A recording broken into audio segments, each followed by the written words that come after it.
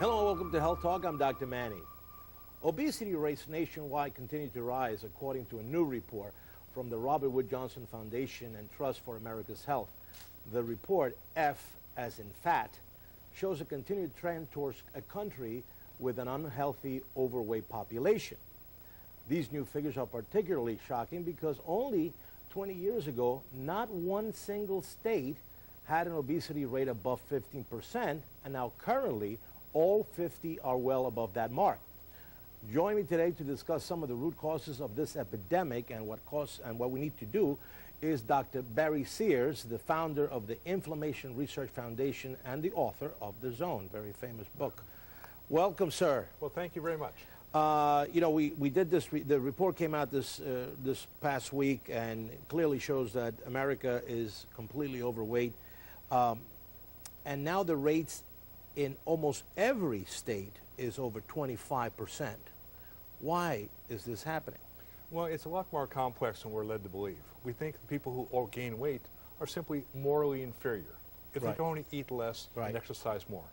The obesity crisis is far more complex. It's all really about breakdowns of biological control systems. The reason they're gaining weight is because they're hungrier.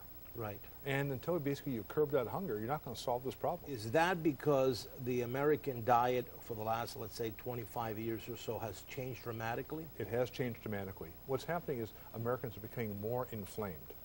And really, there are two consequences of that. Is one, we're eating more vegetable oils, which are rich in omega-6 fatty acids, and more refined carbohydrates.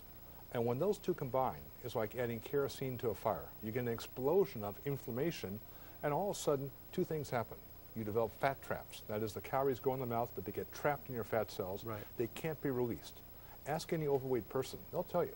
They're hungry from the moment they wake up to the moment they go to bed. Right. And the reason why? They can't access this stored energy because this inflammation in their bodies is stopping this completely. So why the difference between the different states? Is it physical activity? What is it? No, it's actually just the opposite. It's basically, it's all about dollars. The more poor you are, the more of your income goes to, disposable income goes to food.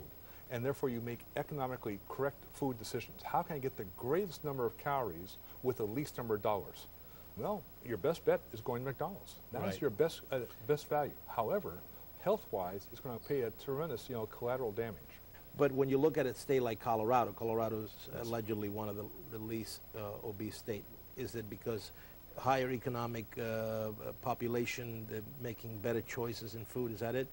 Most definitely. It's a case that basically the people who are at the lower end of the economic level, and this is shown in the report, that people who had income under $15,000 a year were more massively obese than the average in that states. It's really an economic factor.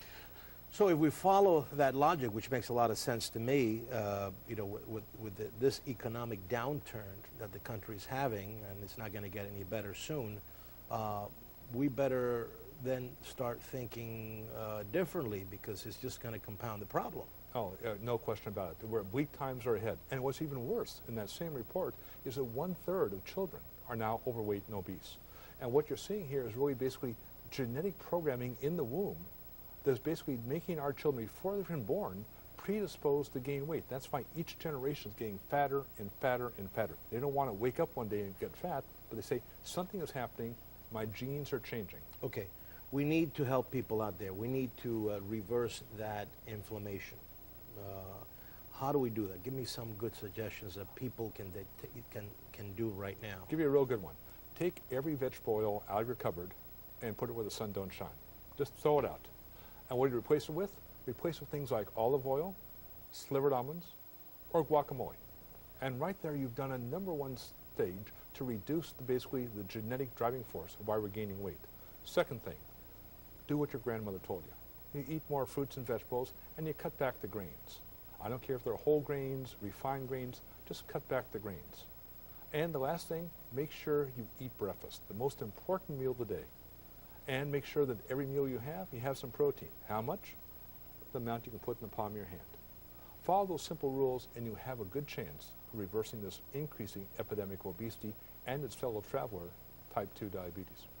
If I bring you here next year, where do you think we're going to be?